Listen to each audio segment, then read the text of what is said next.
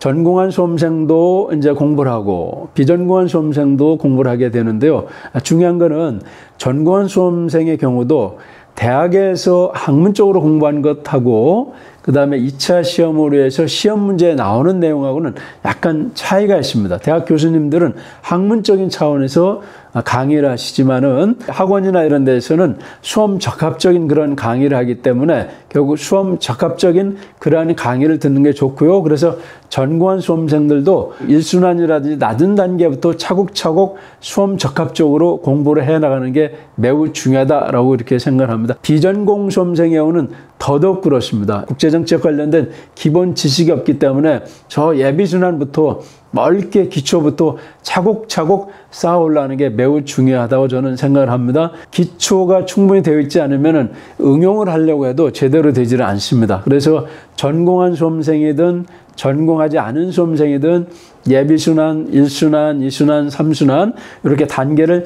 잘 거쳐서 학습을 하는 게 매우 중요하다. 저는 그렇게 말씀을 드리고 싶습니다. 우리가 최종 합격할 때까지 여러 가지 주제의 어떤 그 학습 자료를 가지고 공부를 하게 되는데요.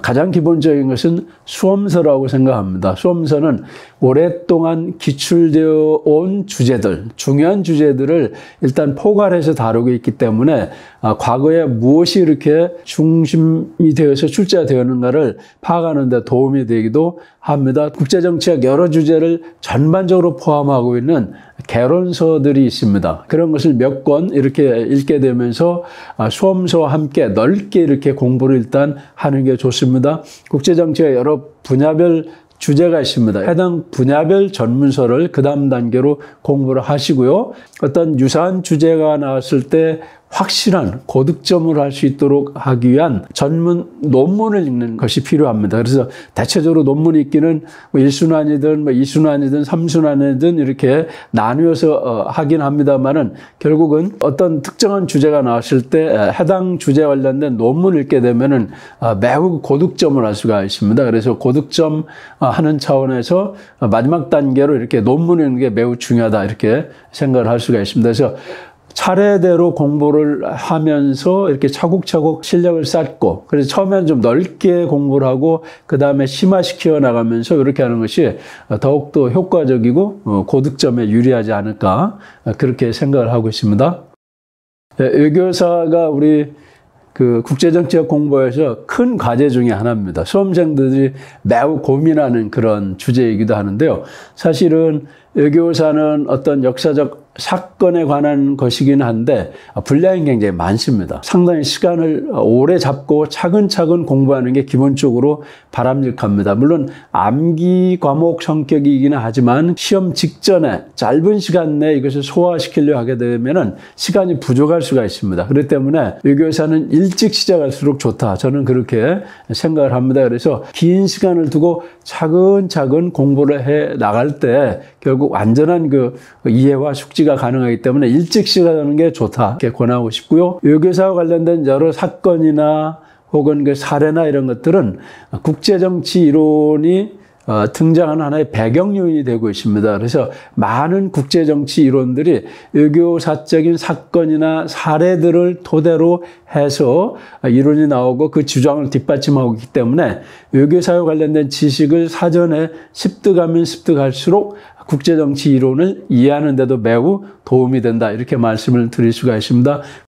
우선은 그 기출문제는 매우 중요합니다. 기출문제 공부를 함으로써 무엇이 중요하게 국제정치학 과목에서 인정되고 있는가를 이해하는 데 도움이 될 수가 있습니다. 또한 기출문제가 변형돼서 재출제될 가능성도 있습니다. 그렇기 때문에 기출문제에 대한 공부는 기본 중에 기본입니다. 그러나 제가 말씀드리고 싶은 것은 출제되는 문제는 매년 변하기 때문에 기출문제만 가지고 그대로 수험 대비해야 된다고 절대 말할 수가 없습니다. 우리가 현재 기출문제라고 하는 그 문제가 앞에 선배들이 2차 시험장에 만났을 때는 자기들이 보이는 신출문제였습니다.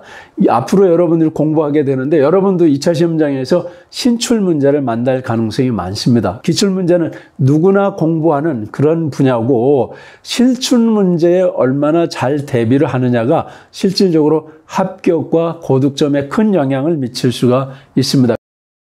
자, 우리가 공부를 열심히 했는데 그 열심히 한 것을 나타낼 수 있는 여러 가지 방법이 있습니다. 근데 이제 중요한 거는 우리 2차 시험은 그 필기 시험이라는 것이죠. 결국은 답안을 얼마나 잘 작성하는가 매우 중요합니다. 그런데 공부를 많이 한 것하고 답안의 그 실력이 드러나는 것이 꼭 일치하지는 않습니다. 왜냐하면 답안 작성 능력에 따라서 짧은 시간 내에 고득점을 작성할 수 있느냐, 그렇지 못하느냐가 좌우되기 때문에 그렇습니다. 그렇기 때문에 여러분 공부를 열심히 하는 거 중요한데요. 그 열심히 한 공부를 실력이 있는 것을 보여줘야만 됩니다. 그게 바로 답안 작성이라고 볼 수 있는데요. 답안 작성은 별도로 2차 시험에 적합적으로 전문가 지도를 받아가면서 이렇게 계속 반복하게 되면 훌륭한 답안을 작성할 수 있는 그 능력을 갖추게 될 수가 있습니다. 특히 그 답안 작성 연습에 대해서 소홀히 하지 말고 꼭 이렇게 전문가의 조언을 받아가면서 공부를 하면 좋겠다는 생각이 들고요. 가능하면은 실강, 또 실강이 아니더라도 온라인 첨삭반으로 실제적으로 자기 답안에 대한 코멘트를 받아볼 수 있는 그런 방식으로 수험 공부를 하면 훨씬 더 좋지 않을까 그런 생각을 해봅니다.